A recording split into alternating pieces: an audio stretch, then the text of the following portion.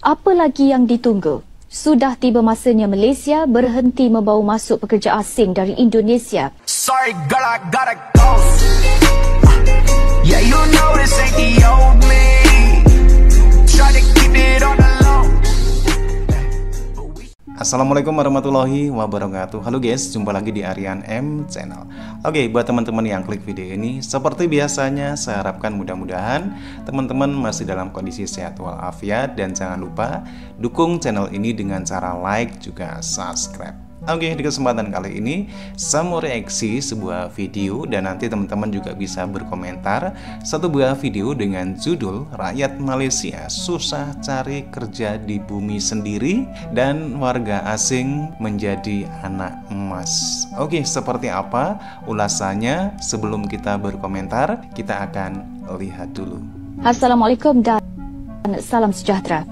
Apa lagi yang ditunggu? Sudah tiba masanya Malaysia berhenti membawa masuk pekerja asing dari Indonesia dan mencari sumber dari negara lain. Ini sekaligus akan mengurangkan pelbagai masalah dan kerenah yang ditanggung kerajaan dan rakyat Malaysia dengan membenarkan pekerja Indonesia di negara ini. Alah, wah sobek mulut lo. Waduh. Ya, apa cerita ni? Selama berniaga tepi jalan, nampak tu? Pangkit SCC guys. Apa cerita ni? Jangan membisu. Buat kerja sikit. Ni semua mengganggu keteraman awam ni, nampak? Parking tepi-tepi ni, nampak? Berniaga depan tu. Nampak ni, nampak? Oh, selamba dia berniaga. Gila lah, penuh. Penuh.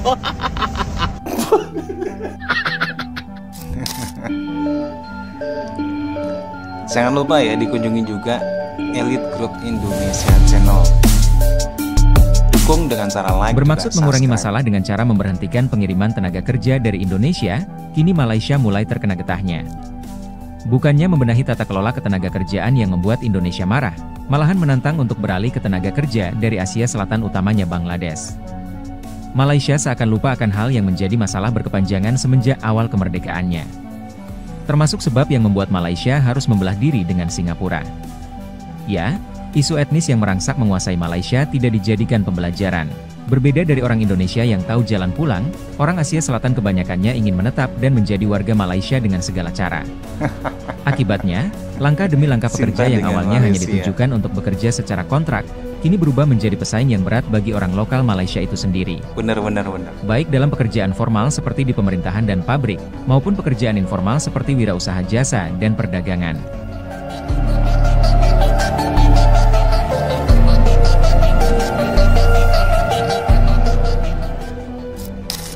Dalam video yang dikongsikan oleh Apis Shazri, kita dapat lihat betapa tertekannya para peniaga tempatan apabila lori perniagaan mereka hendak disita oleh pihak berkuasa PBT.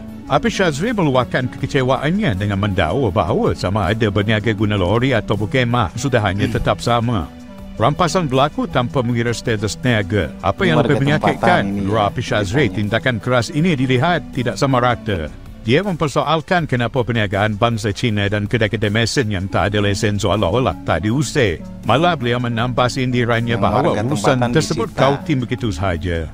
Lebih ironinya, warga asing yang berniaga secara terang-terangan pun tidak dikenakan tindakan keras ini. Nampaknya peniaga tempatan terus dipijak di negara sendiri, sementara pihak lain bebas berniaga tanpa rasa takut. Isu seperti ini membuka mata ramai mengenai ketidakadilan dalam penguatkuasaan undang-undang perniagaan di negara ini. Rakyat mula mempersoalkan adakah penguatkuasaan ini benar-benar menyeluruh atau hanya mensasalkan pihak-pihak tertentu sahaja. Apakah tindakan PBT ini setara dan adil untuk semua atau ada elemen pilih kasih yang makin meruncing?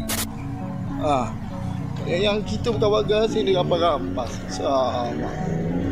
Warga tempatan ya.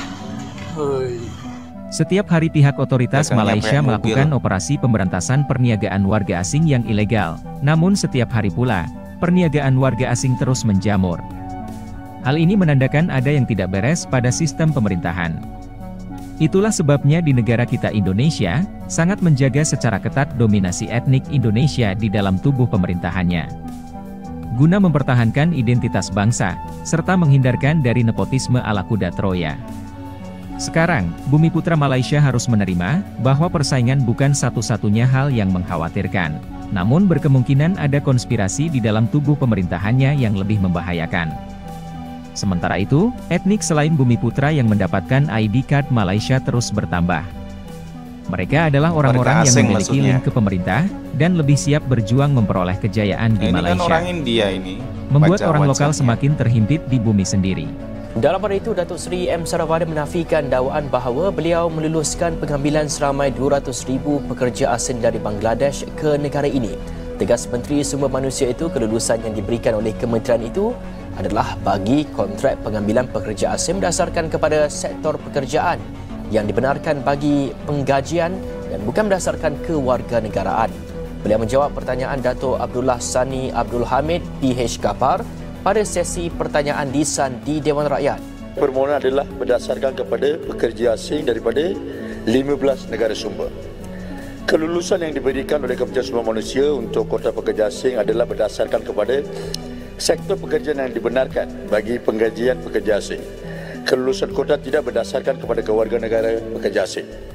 Selepas majikan mendapat kelulusan kota pekerja asing daripada Kementerian Sumber Manusia dan setelah membuat pembayaran levy kepada pekerja asing di Jabatan Imigresen Malaysia, maka majikan boleh menentukan pekerja asing dari negara sumber yang ingin mereka gajikan. Justru maklumat yang mengenai saya meluluskan 200,000 pekerja asing dari Bangladesh adalah merupakan fakta yang tidak benar. Warga asing sekali lagi menunjukkan keberanian mereka. Kali ini dengan video seorang peniaga warga Bangladesh menjual ayam hidup di tepi jalan. Dan yang senangnya mereka berniaga tanpa rasa takut. Ini jelas menunjukkan kelemahan penguatkuasaan pihak berkuasa kita. Kalau rezeki datangnya dari Allah, memang tak siapa yang boleh halang. Tapi adakah ini bermakna kita boleh tutup mata pada undang-undang? Sebagai rakyat Malaysia, kita perlu tanya di mana tindakan tegas pihak berkuasa. Kalau peniaga tempatan buat salah sikit cepat jadi serbu, tapi bila melibatkan warga asing jadi macam tak nampak. Hal yang menyedihkan ini bukan kes terpencil, ia dah jadi fenomena biasa. Adakah kita nak terus biarkan situasi ini atau kita nak lihat penguatkuasaan yang adil tanpa pilih kasih? Malaysia bukan tempat untuk orang ambil kesempatan sesuka hati. Dalam pada itu, ketika ditanya berhubung keadaan jalan silang di Kuala Lumpur yang kembali menjadi mini Dhaka, beliau berkata warga asing di sana mempunyai dokumen sah. Menurutnya, kawasan itu kembali menjadi tumpuan kerana hari cuti meskipun pernah diserbu dengan lebih 1,000 warga asing ditangkap sebelum ini. Isunya dia jalan silang itu memang kita dah buat operasi. Majoriti daripada mereka mempunyai dokumen sama ada PLS, PLKS ataupun telah berdaftar dalam RTK 2.0. Jadi mereka ni sebenarnya ada dokumen dan memang menjadi mungkin di hari-hari cuti berkenaan mereka datanglah dekat situ dan situ merupakan mungkin tempat tumpuan bagi mereka untuk berjumpa di kalangan rakan-rakan senegara dan juga untuk mereka mungkin untuk bersiasat saja sebenarnya. Tetapi mereka dah ada dokumen. Dia bukan pendatang asing tanpa izin. Dia ada dokumen. Kau punya rekod akan kekal selama-lamanya. Tapi Bangladeshi, kau langgar undang-undang negara, kau duduk overstay. Lepas tu kau menyalahgunakan permit, tapi kau diberikan pengecualian, pemutihan, rekod kau dibatalkan. Apakah hal macam tu? So actually our policy yang salah. Jangan salahkan orang-orang tu. Mereka adalah mereka yang ambil peluang ya. Mereka adalah pirana-pirana. Tapi siapa yang melepaskan pirana-pirana tu? Lepas tangkap, iyalah sebab macam ni boleh claim banyak ya, boleh claim banyak. Tapi masalah claim pada negara kita, bukan claim pada Bangladesh. Sepatutnya tangkap, sebat, hantar balik. Ataupun kalau lambat hantar balik, hantar dia tu masuk dia punya kedutaan. Kita tak mau campur ya, ini you punya rakyat. Lepas tu ambil terus, iris scan everything ya. Sebab ini sudah keterlaluan. Oke teman-teman ya, demikian satu buah video dengan judul Rakyat Malaysia susah kerja di bumi sendiri, warga asing jadi anak emas. Inilah fakta di Malaysia yang sampai sekarang masih jadi dilema bagi pemerintah Malaysia. Satu sisi pemerintah Malaysia sangat membutuhkan banyak tenaga kerja dari luar negara, karena rakyat Malaysia sendiri tidak bisa memenuhi kebutuhan tenaga kerja untuk bisa melanjutkan pembangunan di Malaysia. Akan tetapi sayangnya persoalan warga asing di Malaysia ini seolah-olah semakin pelik saja, di mana warga asing baik yang ilegal ataupun yang legal di sana benar-benar sudah menjadi momok, menjadi satu kekhawatiran, menjadi satu cemburuan bagi warga tempatan. Bagaimana tidak, banyaknya warga asing terutama dari Bangladesh yang sudah berani melakukan aktivitas di luar yang ditentukan, yaitu berniaga ataupun berdagang. Kedatangan dari warga asing seperti halnya Bangladesh sebenarnya datang ke Malaysia itu hanya untuk bekerja, bukanlah untuk berniaga. Akan tetapi secara fakta di Malaysia justru warga asing yang kebanyakan Bangladesh ini dia malah bisa menguasai ekonomi Malaysia, di mana kebanyakan dari warga asing Bangladesh ini justru melakukan aktivitas yang melanggar undang-undang, tak lain adalah berdagang.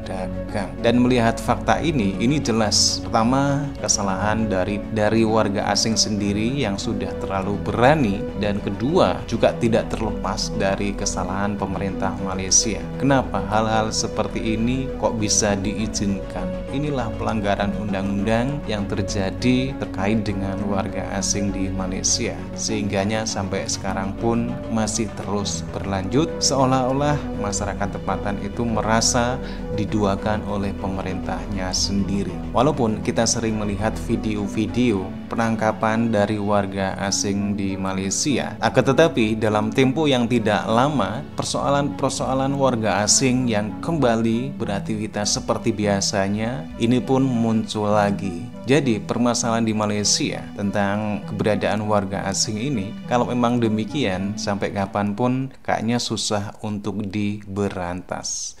Oke teman-teman, ya demikian. Bagaimana nih menurut teman-teman? Silahkan teman-teman bisa berkomentar, dan jangan lupa like, subscribe channel ini. Terima kasih dan wassalamualaikum warahmatullahi wabarakatuh.